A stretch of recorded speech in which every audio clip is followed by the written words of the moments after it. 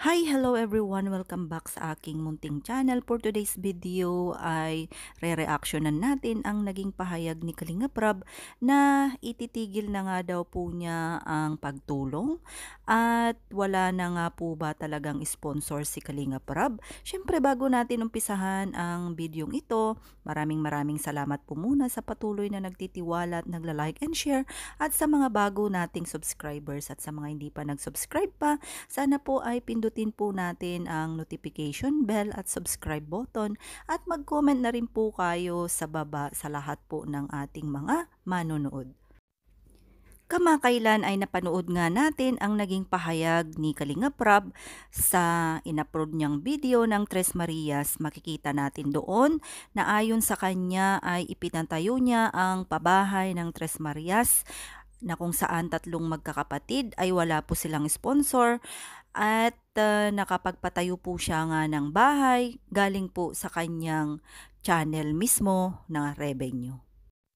Ayon pa sa kanya, kahit nawala na pong mga sponsors, si Kalinga Prab ay patuloy pa rin siyang tutulong at magbibigay ng mga kasiyahan sa mga nangangailangan na higit pa sa ating inaasahan. Ayon pa sa kanya, as long na may nanonood sa kanyang channel at nagsusuporta ay talaga namang tutulong siya sa abot ng kanyang makakaya at syempre alam naman po natin na marami po siyang mga tinutulungan at pinapasahuran sa kanyang community.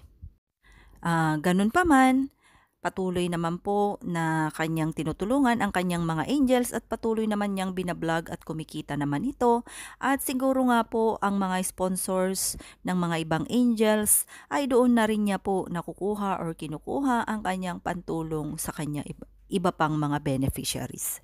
Ang iyong lingkod ay patuloy rin namang nanonood sa kanilang mga vlogs, lalong-lalo na po sa kanilang mga individuals na tinutulungan na isa na dito ang Tres Marias. At syempre, hindi po natin may kakaila na naging produkto rin po nila si Reyna na kung saan ngayon ay patuloy natin siyang sinusuportahan sa kanyang pag-aaral at pang-araw-araw niyang mga gawain at gastusin.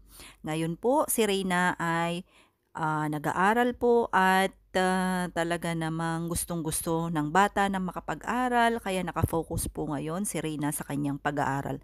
Shout out sa lahat ng ating mga Reyna Best Team, Ever at Reyna's community na patuloy pong sumusuporta at mga iba't ibang sponsors na talaga namang hindi po iniiwan si Reyna sa kanilang malaki o maliit mang kaparaanan. Ang Diyos na lamang po ang bahala magbigay sa ating lahat na nakatutulong kay Reyna at syempre sa lahat po ng hindi nag-skip ng ad at patuloy na sumusuporta sa aking munting channel at ang aming FB page, Reyna Best Team Ever, at ang ating Rowena OFW Vlogs na main account po natin. Maraming salamat po sa ating mga followers, supporters at viewers.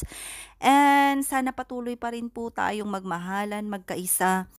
At shout out po kay Ma'am Candy, Tita 1M, Ma'am Irish, Ma'am Bayla, Ma'am Shi, Ma'am Marlene, Ma'am Badria, Ma'am Feli, Ma'am Tessie Gloria, Ma'am Levi, Ma'am AJ, at sa lahat-lahat po ng ating hindi na pangalanan, sila Ma'am Acela, Ma'am Marinel, Ma'am Bernadette, basta lahat po ng ating beauties at lahat po ng ating Reyna Best Team Ever.